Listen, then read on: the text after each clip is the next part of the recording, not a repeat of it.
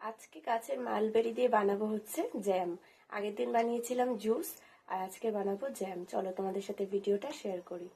তো মালবেরির জ্যাম বানাতে গেলে প্রথমে তো আমাদেরকে মালবেরি তুলতে হবে। আর এই ফল নিয়ে তোমাদের মনে অনেক প্রশ্ন, এটা কি ফল, কেমন খেতে, গাছ কেমন দেখতে। তো এই যে এই ফলটার নাম হচ্ছে মালবেরি।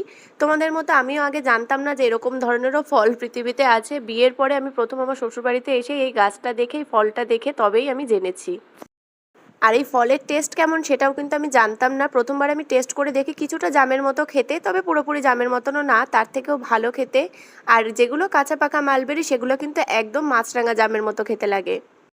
যারা আমার মতো টক খেতে ভীষণ ভালোবাসো তাদের তো এই ফলটা দারুণ লাগবে খেতে, তবে এই ফলটা একদিন মাখা করে খাওয়ার ইচ্ছা আছে আমার।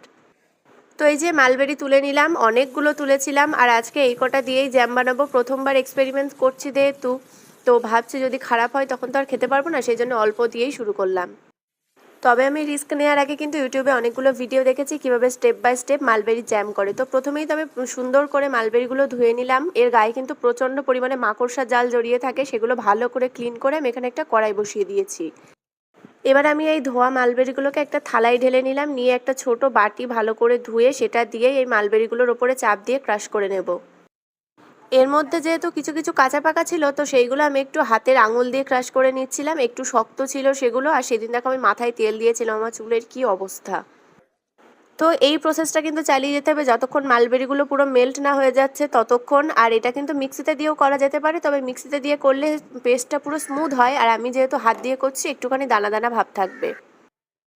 তো ফাইনালি আমার সব মালবেরিগুলোই ক্রাশ করা হয়ে গেছে। এবার কড়াইতে সরাসরি সেই মালবেরিটুকু ঢেলে দেবো, আর এটা করতে কিন্তু বেশ অনেকটাই টাইম লাগে। এবার তার মধ্যে বেশ খানিকটা চিনি দিয়ে দিলাম, দিয়ে ততক্ষণ পরিমাণে জ্বালাতে থাকবো যতক্ষণ না এরকমভাবে সাইড দিয়ে বাবলস উঠে আসছে। আর এই প্রসেসটা কিন্তু বেশ টাইম টেকিং, আমার অনেকটাই টাইম লেগেছিল। তো সেই মুহূর্তে আমি একটুখানি 1 চিমটে মতো নুন দিয়ে দিয়েছি, আর ফাইনালি আমার মালবেরি জ্যাম কিন্তু রেডি হয়ে গেছে।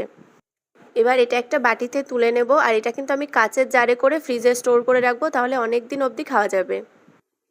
এখনও অবধি আমি কিন্তু টেস্ট করে দেখিনি খেতে কেমন হয়েছে। আমি তো শুধু ভয় পাচ্ছিলাম যে অতিরিক্ত টক না হয়ে যায়, অতিরিক্ত নোনতা না হয়ে যায়, মানে ভয় লাগছিল। প্রথম কোনো জিনিস বানালে সেটা নিয়ে তো মনের মধ্যে ক্ষোভ থেকেই থাকে। এই যে দেখো আমি একটা হাজমোলা শিশিতে আমি ভরে নিয়েছি, এটা এবার ফ্রিজে কিন্তু আমি স্টোর করে রাখবো। আর দেখেই কিন্তু লোভ লাগছে, দেখো কি সুন্দর দেখতে হয়েছে।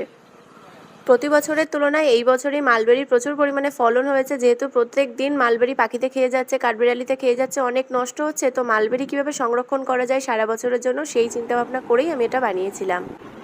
আর এটা কিন্তু তোমরা রুটি, পাউরুটি, পরোটা সব কিছুর সাথেই খেতে পারবে, ভীষণ টেস্টি লাগে খেতে। আমি তো প্রথমবার খেয়েই পুরো ফিদা হয়ে গেছি।